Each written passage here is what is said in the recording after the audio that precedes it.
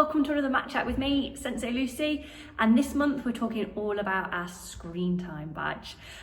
So I said that we were going to do a couple of these videos just to introduce topics and see how we were getting on with them, and we had brilliant feedback from the last one, so thank you so much for everybody that got in touch and let me know that feedback. That was so useful, and so here we are, March already, and we're talking about screen time this month. So homework has already gone out now for this month, and remember, the aim of our screen time badge for March is not to ban screen time. I'm not delusional. I'm not about to try and make lives very, very difficult or take things away that children need to use.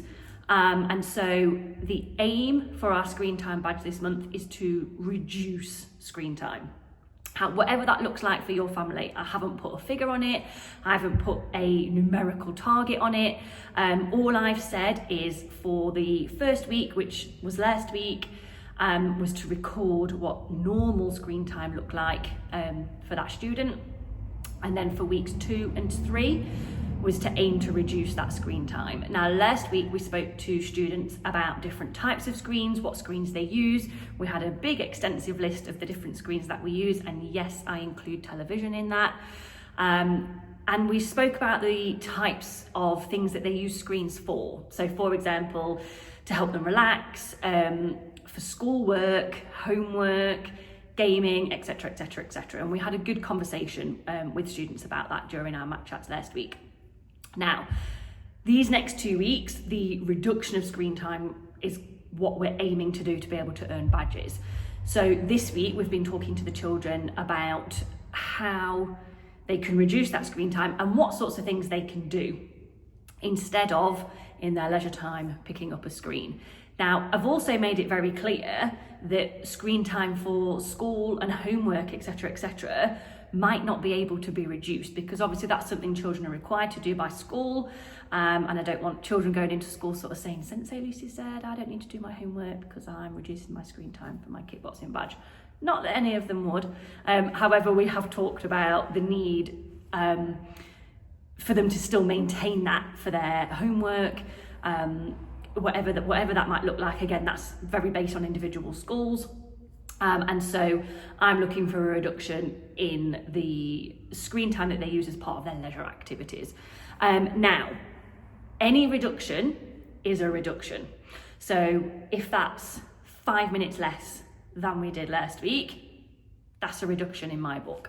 And so, like I say, this week we've been talking to the children about what sorts of things they can do. And you know what? They've come up with an amazing list. And I also know that screen time isn't an issue for some children, and that's absolutely fine as well. So if there's no screen time there, and so we don't need a reduction, absolutely fine. We'll be able to earn that screen time badge doing that as well. Like I say, I've tried to make it as generic as possible. So as parents, as families, you guys can decide what that reduction looks like for each individual student. Remember, I'm very much about the unique child, the unique student, and I know a one-size-fits-all approach doesn't work, especially with this topic. You know, families are very different, parents are very different, and again, I'm not about to tell you how to parent your child or what you should and shouldn't be doing. That's absolutely not my role. My role here is to support and to get the children to understand how screen time fits in. Now, with the younger ones, we've been talking more around safety and more around ideas. With the older children, yes, we've been talking around safety, but I've also been talking about the specifics of screen time. So how social media is addictive, how it's actually designed to be addictive. So when it's actually no fault of their own. That's how social media is designed. Now, I've been listening to a really good book and I wanted to share it with you. And one of our parents actually shared this book with me. And it's called The Anxious Generation. I'm going to leave a link down below if anybody wants to listen to it. I'm actually listening to it on audiobook, or if you wanted to sort of read it. It's really, really good. It talks about the switch from a play-based childhood to a phone-based childhood or a screen-based childhood, and how science has started to link anxiety, depression, body image, all those sorts of things that we're seeing coming through. Now, it is a book that's been written in the US. So some of it isn't relevant statistically, things like that. It is based around sort of US consumers and US young people, things like that. But there are definitely some parallels that we're seeing in the UK here. And it does talk about the UK in certain sections as well. So you have to sort of pick and choose what statistics you sort of listen to and what we pay attention to. But as a general whole, it's really interesting. As some of you know, my background is childcare and nursery management, and for many, many years I was an assessor, so I was actually teaching child development, teaching level 2, 3 degree level qualifications within the workplace. And so I've got a keen interest around brain development, child development. It's aspects that I used to teach. And this book actually talks about that as well. And something I found really, really interesting is around the pathways that are formed in the brain. Now, don't worry, I'm not going to go on and I'm not going to give you a whole brain development lesson because that would be very boring. But obviously, the more we do something, the more the pathways in our brain are created, and the first of those pathways fire when we go to do something again.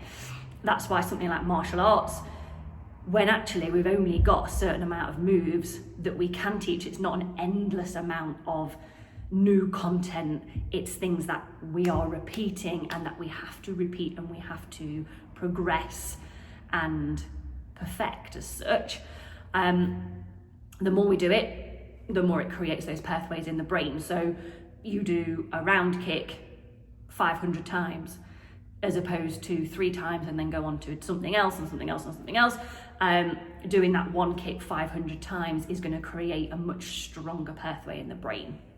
And so it's really interesting with how screens and how social media has made the platform so addictive, and how that actually, in essence, rewires the brain. So go and have a listen to that.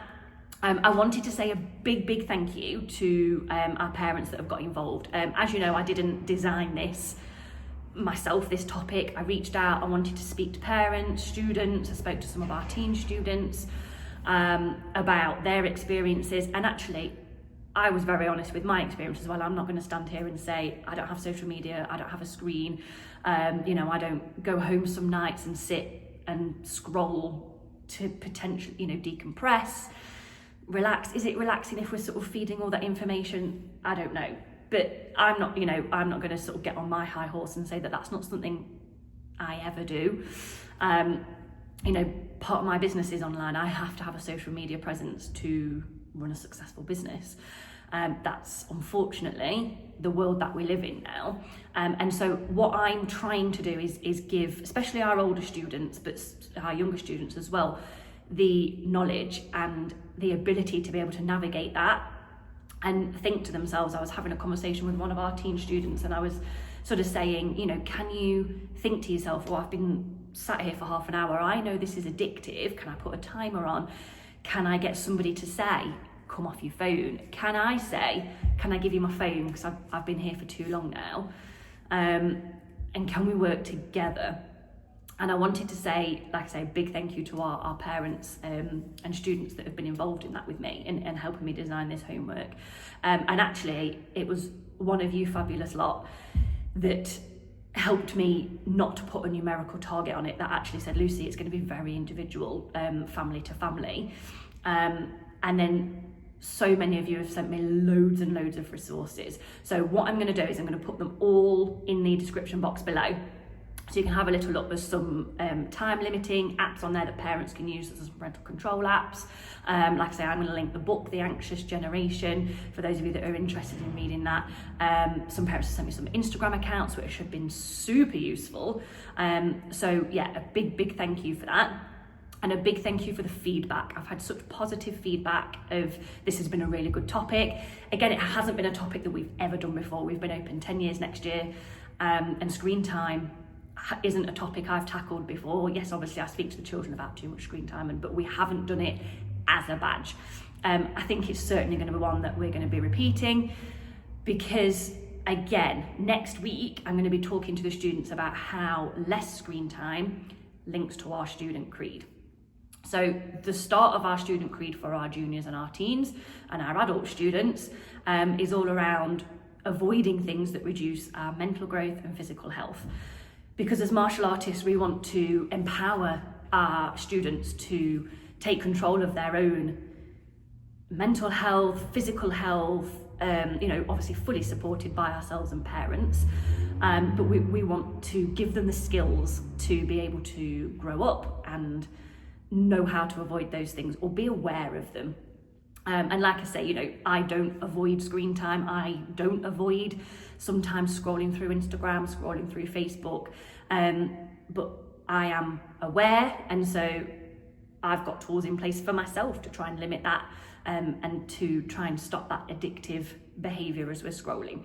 And so that's all I ever want to pass on. Remember, I want our students to grow up to be the healthiest versions of themselves, to have those skills, to have that self-belief, and to have that self-worth. And so this topic has been super duper important. So next week, we're going to be talking to the students about how that links to our student creed.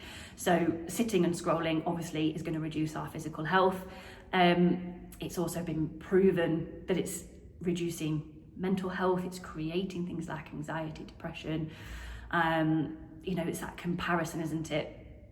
I'm going to go when I was young. But when I was younger, the only comparison really I had was models in magazines, and it was so unattainable, and it wasn't constantly in my face. Whereas now, obviously, social media brings around the whole world to compare yourself to, and especially as an adolescent, as a young teen, that can be so damaging to brain development and the pathways in the brain. And so again, I'm not obviously I'm trying to come at it from a place of not preaching and working with them and just trying to get them to realise. So yeah, next week we're going to be talking to them about linking that to our student creed and why that's really, really important. If you have got any feedback, like I say, we're going to be probably repeating this topic. So if you have got any feedback, anything you think should be included next time, please let me know. Remember, we've got the QR codes around the gym that you can scan, and you can just fill in a quick survey, give us some feedback there. You can pop your name on it, or you can do it totally anonymously. And yeah, that wraps up screen time. I suppose I can't finish this match chat this month without talking about our event on the 28th of March. I am so excited. So I know I sent a message out to everybody last week. We have been very lucky as a club that we've been chosen to receive a subsidised defibrillator. Now, obviously a defibrillator is a life-saving bit of kit that we are very, very grateful to have in the gym. It's also a very expensive bit of kit. So again, we were super grateful to receive a subsidy for that, but we still had to pay a certain amount towards it. So we're going to be hosting Factory Martial Arts gladiator style event, fundraising event for that defibrillator on Friday the 28th of March. Now, I've posted a couple of bits and bobs on Instagram, Facebook, etc., explaining some of the games. Next week we're going to be introducing our gladiators. Coaches have now finalised their names. I'll give you a little bit of an insight. I was the last one to choose mine, very indecisive.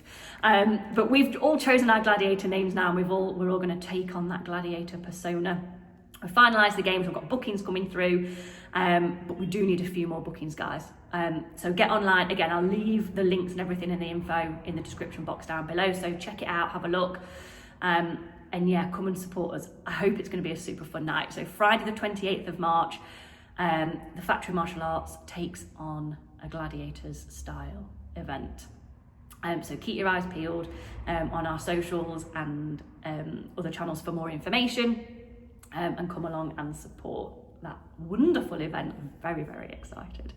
Other than that, guys, I hope you're all doing really, really well. Like I say, any feedback, please do let us know. And that's out from me, with loyalty and respect. See you soon.